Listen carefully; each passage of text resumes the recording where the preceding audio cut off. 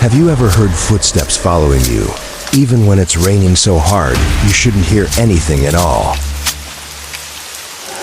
October in the small mountain village of Mizukawa was always wet, but that year, the rain never stopped. For 30 nights straight, it poured cold, silvery rain that turned roads into rivers and forests into whispering, dripping graves. Aiko, a university student from Tokyo, came to Mizukawa to document forgotten folklore for her thesis. The locals warned her. Don't record the story of Ame-Onna, the rain woman. She doesn't like to be remembered. But Aiko didn't believe in curses. She wanted the truth behind the legend, a witch who drowned her village and returned every October to claim a soul.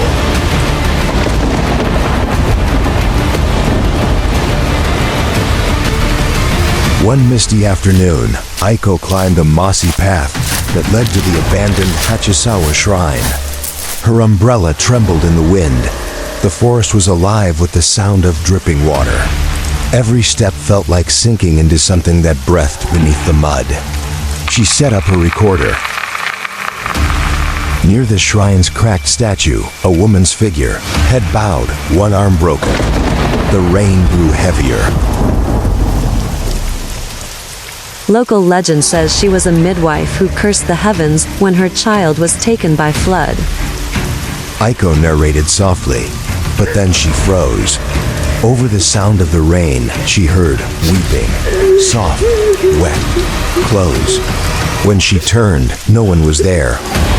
Only her red umbrella lying open on the ground, trembling slightly though no wind blew. That night, in her in-room, Aiko reviewed the audio. At first, rain. Then, behind her voice, a faint whisper. Why do you speak my name? Her blood went cold. She tried to laugh it off as an echo until she heard the footsteps splashing through puddles, drawing closer in the recording. Then the voice again.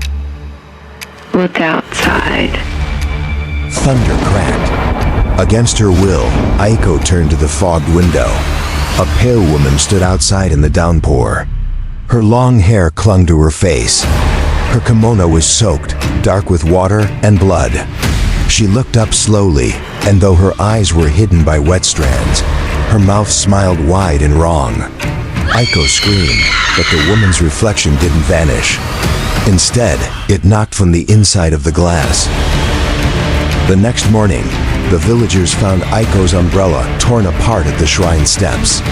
Her phone lay beside it, screen cracked, still recording. The last clip was 1 minute long. Rain. Aiko crying.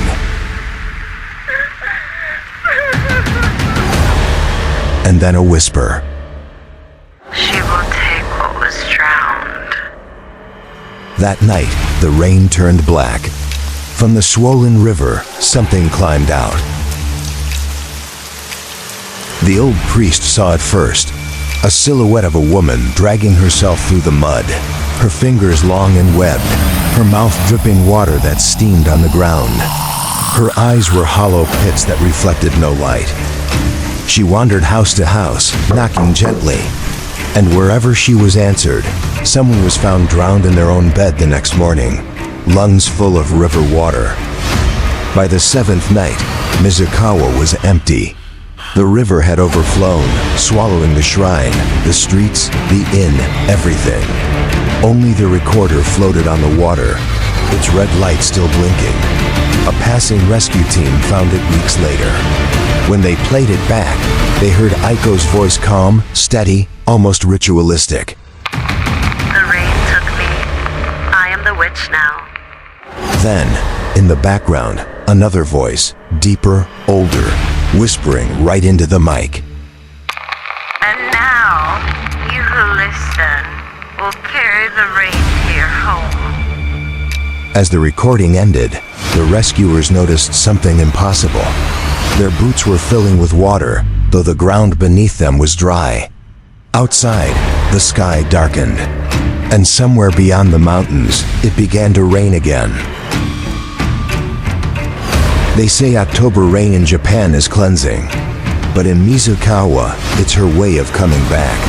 Every drop remembers a name. Maybe tonight, it remembers yours.